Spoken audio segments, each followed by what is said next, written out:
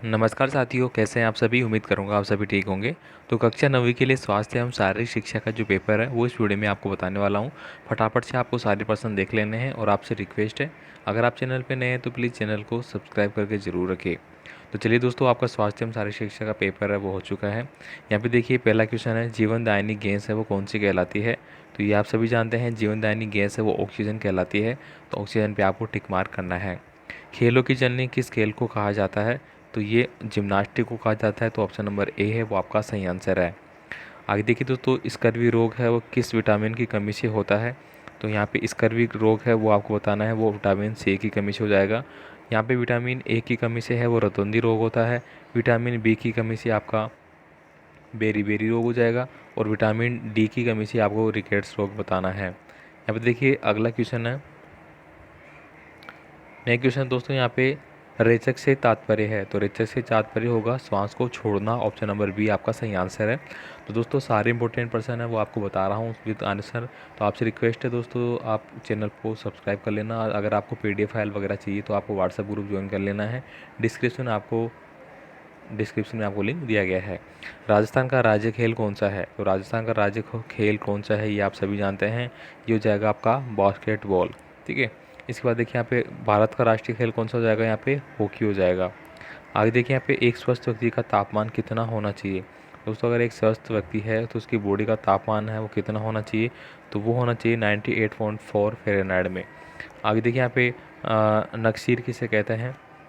ये आप जानते हैं, गर्मियों में अगर बॉडी का टेम्परेचर ज़्यादा हो जाता है तो उस कंडीशन में आपके नाक से खून निकलना शुरू हो जाते हैं, तो उसको अपन नक्सीर आना कहते हैं।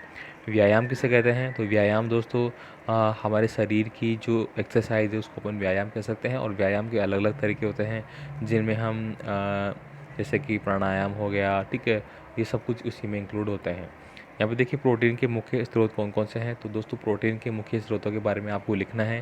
जैसे कि मैं बता सकता हूँ कि दाल, ठीक है, दाल हो गया आपका, और मूंगफली हो गया आपका, ठीक है।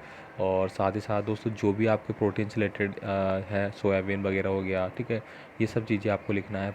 और दूध में भी आपका प्रोटीन मिलता है, आपको कैल्शियम वगैरह मिलता है। तो जो आप लिख सकते हैं वो आपको लिखना है। स्वास्थ्य शिक्षा का मुख्य उद्देश्य क्या है। तो दोस्तों जो शिक्षा है उसका मुख्य उद्देश्य क्या है। हमारी शारीरिक जो गतिविधि है, हमारा जो शरीर है उसको स्वस्थ रखना, शरीर की गतिविधि को संचालन रखना नियमित रूप से, और डेली एक्टिविटी में पार्टिसिपेट करना। इस प्रकार से हम स्वास्थ्य एवं शारीरिक शिक्षा के बारे में लिख सकते हैं। नेक्स्ट क्वेश्चन देखिए, यहाँ पे एकमात्र आसन जो भोजन के बाद भी किया जा सकता है। ये क्वेश्चन दोस्तों अभी हाल ही में जो पेपर हुआ उसमें पूछा गया है। तो यहाँ पे सारे सेलेक्टेड क्वेश्चन है जो मैं आपको बता रहा हूँ, इनको आपको फटाफट याद कर लेना है।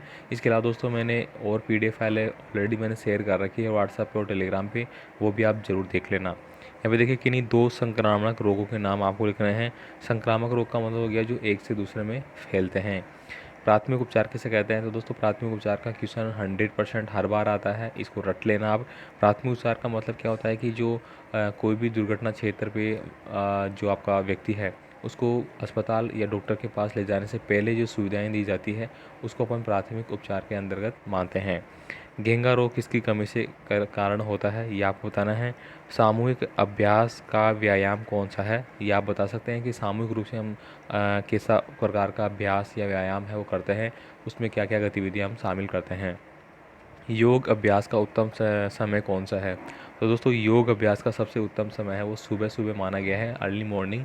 क्योंकि अर्ली मॉर्निंग में हमारी बॉडी बिल्कुल फ्रेश रहती है और उस समय हमारा मस्तिष्क भी काफ़ी अच्छा रहता है, किसी प्रकार की कोई तनाव नहीं रहता। इसलिए हर कार्य में अगर माना जाए तो सबसे उत्तम समय है वो सुबह अर्ली मॉर्निंग माना जाता है। वायु प्रदूषण के मुख्य कारण कौन कौन से हैं ये आप बता सकते हैं कि वायु प्रदूषण किस कारण से होता है। वायु प्रदूषण आप देख पा रहे होंगे कि जो गाड़ियाँ वगैरह चल रही है, जो व्हीकल्स है, कल कारखानों के धुआं हो गए, ठीक है, या फिर और भी कोई जो साधन है, सीएफसी कार्बन ऑक्साइड आपकी हो गई, इन सब के बारे में आप डिस्क्राइब कर सकते हैं। इसके बाद देखिए अगला क्वेश्चन है, भोजन संबंधी किन्हीं 4 अच्छी आदतें हैं उनके बारे में आपको लिखना है। तो भोजन के बारे में आप लिख सकते हैं अच्छी आदतें कि हमें भोजन है वो समय पे करना चाहिए, साथ ही हमें भोजन को अच्छी तरह चबा कर खाना चाहिए, हमें संतुलित आहार भोजन है वो लेना चाहिए, ठीक है, और जो भी भोजन अपन प्रयोग कर रहे हैं वो साफ़ सुथरा होना चाहिए। इस प्रकार से आप लिख सकते हैं। नेक्स्ट क्वेश्चन देखिए दोस्तों, यहाँ पे 14 नंबर का क्वेश्चन है, रक्त स्राव रोकने के 4 उपाय है वो आपको बताने हैं। यानी कि जो हमारा रक्त ब्लड है वो बह रहा है, उसको रोकने के अपन क्या कर सकते हैं, ठीक है। व्यक्ति की विकास की प्रमुख अवस्थाओं के नाम आपको लिखने हैं। तो दोस्तों व्यक्ति की अगर विकास की अवस्थाओं की बात करें तो उसको 4 या 5 भागों में बांटा गया है, जिसमें सबसे पहले शैशव अवस्था होती है आपकी, फिर बाल्यावस्था आती है, फिर किशोर अवस्था आती है, फिर आपकी आती है प्रौढ़ अवस्था या युवा अवस्था, उसको अपन बोल सकते हैं इस प्रकार से, ठीक है। स्वस्थ शरीर से हमारा क्या तात्पर्य है ये आप बता सकते हैं। पिरामिड से आप क्या समझते हैं? तो दोस्तों पिरामिड वाला जो क्वेश्चन है वो आपको अच्छे से याद करना है, ये आपका आएगा ही आएगा, ठीक है। आप इसमें अपने हिसाब से किस प्रकार से भी डायग्राम वगैरह भी शो कर सकते हैं। जल प्रदूषण के कारण व बचाव के उपाय है वो आपको लिखने हैं, जल प्रदूषण कैसे क्या होता है और उससे अपन कैसे बच सकते हैं, ठीक है। अच्छे स्वास्थ्य के लिए वांछित व अवांछित आदतें कौन कौन सी है ये लिखना है। हमें हमारा स्वास्थ्य को सही रखना है, और स्वास्थ्य एवं शारीरिक शिक्षा का पेपर है तो इसमें दोस्तों आपके स्वास्थ्य से रिलेटेड है वो 4-5 क्वेश्चन से ज़्यादा आपको पूछे जाएंगे। आपको अच्छे से एक पर्सन बड़ा पर्सन आप अगर पढ़ लेते हैं तो सारे पर्सन उसमें इंक्लूड हो जाते हैं।